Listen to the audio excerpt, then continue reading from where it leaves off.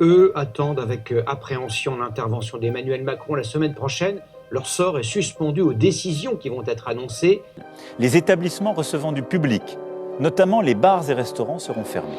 Pour les restaurateurs qui se remettaient à peine du confinement, c'est un coup de massue. Nous, le problème, c'est qu'on est en création d'entreprise. On espère ne pas fermer avant d'ouvrir. Là, on est en train de nous achever après les 2 mois et demi de fermeture. C'est ça qui fait mal, c'est que avant cette histoire, les petits restaurateurs étaient en nombre. Et là, après ce deuxième confinement, je ne sais pas ce qui va rester. Les restaurants, les bars, les cafés ne devraient pas rouvrir avant le 15 janvier au mieux. La date du 1er février serait même largement évoquée du côté de Bercy.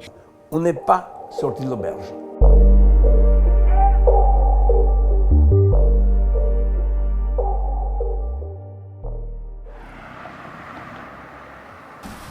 Je veux bien 2-3 crémis et 2-3 miel moutarde, s'il vous plaît. Comment tu dis à un restaurant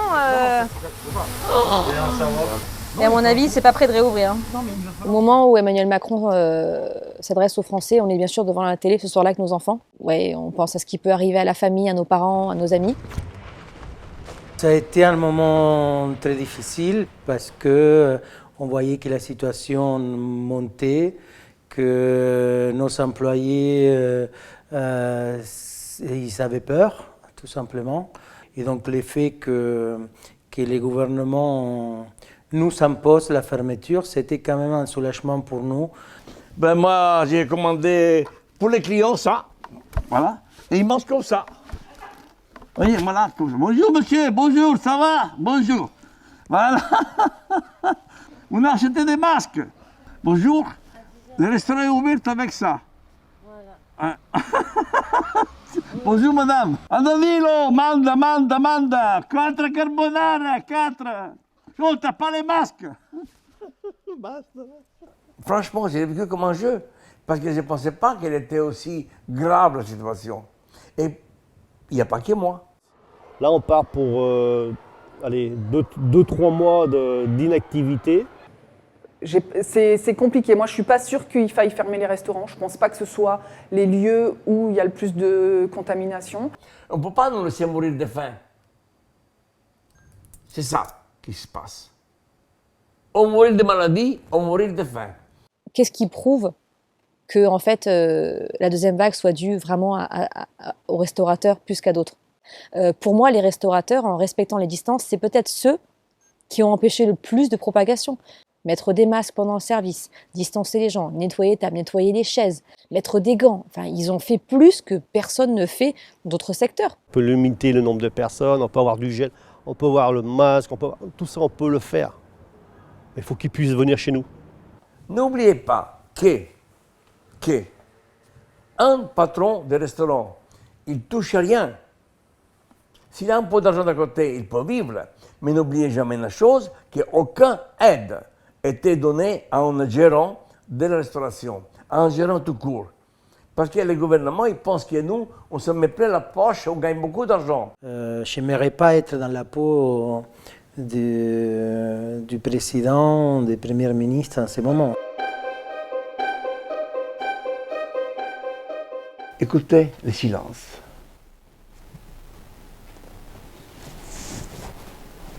Ici, c'est un lieu de vie, c'est un lieu... On voit la 3, on voit la 4, on voit les spaghetti carbonara, on voit tout ça, mais regardez, il n'y a rien. Du jour au lendemain, il faut réagir, c'est comme en cuisine, c'est action-réaction.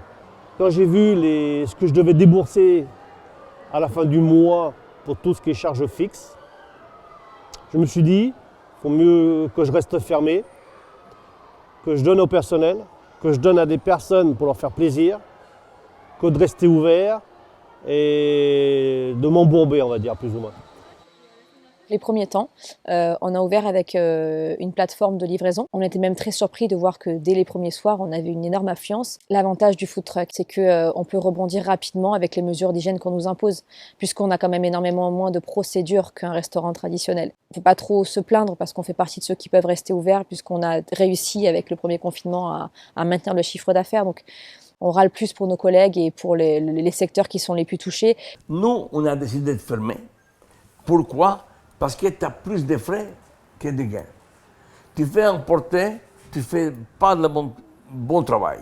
Tu vas ouvrir, tu prends du personnel, tu payes comment? La solution la plus belle, la plus bonne, la plus magique, pour nous, de mettre tout le monde au chômage. Encore une fois, c'est une obligation de faire les retraités qui n'ont pas envie d'être retraités. Au premier confinement, on a décidé de garder un lien avec les équipes. On a décidé de cuisiner pour les soignants de l'hôpital de Menton tous les mardis et tous les jeudis, toutes les semaines pendant 3 mois. Et on a commencé à vendre des paniers pour les voisins. Mais c'était toujours une situation très angoissante parce qu'on ne savait pas où on allait, on ne savait pas comment on allait réouvrir. Depuis le premier jour du confinement, on a perdu beaucoup de temps. En fait. Et là, le deuxième confinement, du coup, nous fait encore perdre du temps. On a mis nos économies dans le projet. À un moment donné, on a une trésorerie de démarrage qui était suffisante pour faire rentrer du chiffre d'affaires tout de suite. Donc on espère ne pas fermer avant d'ouvrir. Ce qui a fait le coup près, c'est de ne pas recevoir le prêt garanti. Je me suis mis en liquidation. Ça va m'éponger les dettes et en espérant avoir pas trop de casseroles. Depuis le confinement, la fin du premier confinement cet été, annulation de tous les événements. Dieu sait qu'on est comme tout le monde, hein, les festivals, les mariages, les brunchs, ça a été une hécatombe, hein, on a pu en faire même pas 5%. Et ce qui permet de sauver les food trucks, c'est l'activité événementielle en fait. À partir de septembre, tout était revenu en fait. On sentait que les gens étaient de bonne humeur et on s'est mis à avoir plein de demandes de privatisation. Le chiffre d'affaires le midi était reparti à la hausse. Et puis l'arrivée du deuxième confinement, ben voilà. On va demander de l'argent à notre famille, donc ce sera la solution au cas où pour tenir, mais c'est pas la bonne solution parce qu'on va s'endetter plus. Nous, le problème, c'est qu'on est en création d'entreprise, donc ça veut dire qu'on n'a pas de chiffre d'affaires, et comme on n'a pas de chiffre d'affaires, on n'est pas sûr d'avoir des aides. Donc là, c'est compliqué parce que nous, en fait, on ne demande pas des milliers en plus, hein. On voudrait juste pouvoir couvrir notre loyer et notre crédit les 2-3 mois où on pense qu'on ne va pas pouvoir ouvrir normalement. On va changer de nouveau la carte parce qu'en fait, on avait une carte qui était prête pour le printemps. On avait une carte qui était prête pour l'été, donc on n'a pas pu ouvrir. On avait une carte qui était prête pour l'automne, donc on pense qu'elle ne sera pas bonne non plus parce qu'en fait, notre carte, on la change tous les 3 mois avec des produits de saison. Donc, du coup, on va rechanger la carte. Et surtout, on est en train de réfléchir à savoir si on fait une carte pour l'emporter et la livraison. Je suis un homme qui aime la vie, les contacts. Ecco, les contacts. Il me manque les contacts. Tu t'imagines tous mes clients, tous mes amis, toutes les personnes qui t'aiment. On s'en fout de ceux qui ne t'aiment pas, ils n'ont rien à foutre, ils ne viennent pas ici. Mais ceux qui t'aiment, tu n'as plus de relations. Et les clients, ils me manquent, bien sûr, ils me manquent. Ce n'est pas une question d'argent. C'est une question de ton crochu. Ils s'assoient, ils boivent un verre de vin, on rigole. C'est un théâtre. Chez moi, c'est un théâtre. Les gens ils viennent se gepetto, dans mon cas, moi, pour manger, bien sûr, mais aussi pour rigoler. Pendant ces 3 mois, on s'est posé énormément de questions de quel type de société on était en train de vivre, du rythme, de la vitesse. On pensait que le monde il allait changer, que les hommes surtout ils allaient changer ses habitudes. J'ai voulu remettre tout en question et on a décidé de mener le travail qu'on fait dans nos jardins vraiment au restaurant et repenser toute l'expérience. On a converti cette situation de stress, de panique en quelque chose du beau, en voulant raconter la beauté de la nature et de la vie.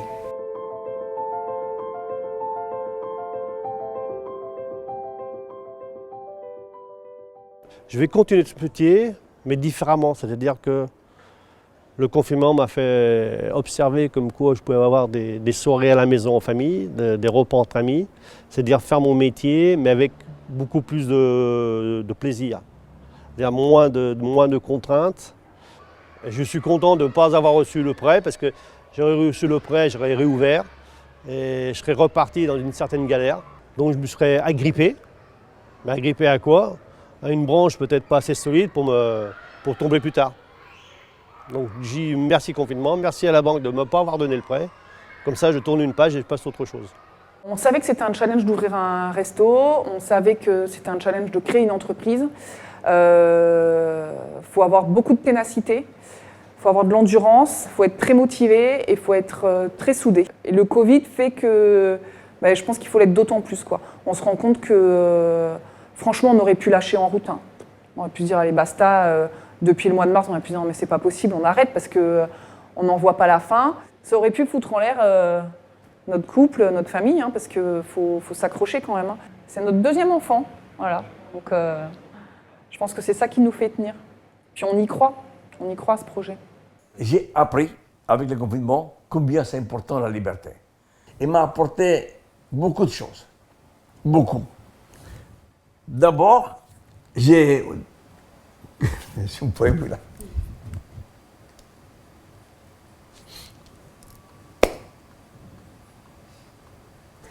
C'est triste de voir le va-et-vient, sans espoir. Alors. Hey! C'est passé. Okay. L'émotion est là parce que tu aimes les gens, tu aimes ton travail. Et putain de merde, tu as fermé la porte entre parler entre nous. Et je dois transmettre cette émotion à quelqu'un qui est là-haut, qui décide pour nous.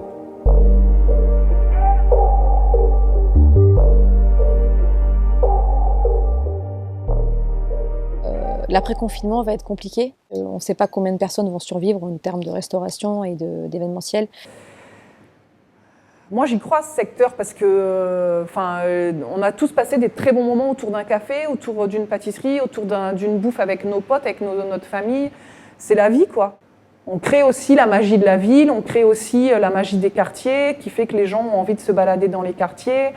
Là, tous les rideaux fermés, c'est d'une tristesse pas possible. Moi, j'ai pas envie de vivre dans des villes comme ça, donc il faut que les petits commerces et les restos, les cafés s'accrochent, mais il faut qu'on soit aidés, en fait. Ce que j'aimerais, c'est donner du plaisir à des personnes qui ont un petit revenu, qui peuvent se dire, tiens, je vais me faire plaisir, c'est ton anniversaire, on va chez Rolancy, on va manger la cuisine d'Amof, mais à un prix abordable. La cuisine française, elle est intense, elle est profonde. De la Corse à Strasbourg et du Nord, que tu es dans la Bretagne, jusqu'à arriver à la Côte d'Azur, elle est une panoplie de goûts. Je n'arrive pas à comprendre comment on puisse aller manger un sachet en plastique avec du bagel ou des McDonald's. Ceux qui aiment la cuisine et ceux qui feront à manger vraiment à fond la caisse, ils seront les gagnants de cette histoire. Un restaurant, c'est incroyable comment il peut donner l'opportunité à des producteurs locaux, à des artisans. On peut relancer une économie circulaire et c'est une opportunité inouïe que nous, restaurateurs, on a aujourd'hui. Et pourtant, on ne le voit pas. Souvent, on ne le voit pas et on continue avec des économies totalement linéaires et on pense qu'on va pouvoir soutenir ça longtemps. Et ce n'est plus le cas. On n'a plus le temps de continuer avec une vision dévastatrice de l'alimentation. Et on peut basculer, on peut faire ces changements. Et c'est le moment de le faire. Tous ces confinements, toutes ces pandémies, toute cette confrontation qui nous mène à ces contextes, on ne peut pas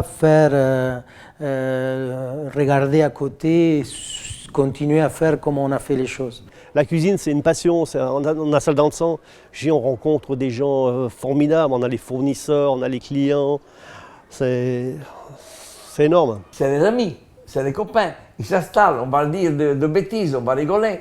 Et le cuisinier qui dit « Oh, c'est prêt, tu viens chercher l'assiette, tu dis un foie ». Tout est lié. Ce n'est pas que la cuisine en tant que casserole, huile d'olive, ail, persil, basilic et tomate. Ce n'est pas ça. L'assiette parle. On a plein de souvenirs en fait de famille et entre amis et tout dans les restos. Et c'est des vrais lieux de vie, c'est des vrais lieux qui nous touchent depuis notre enfance.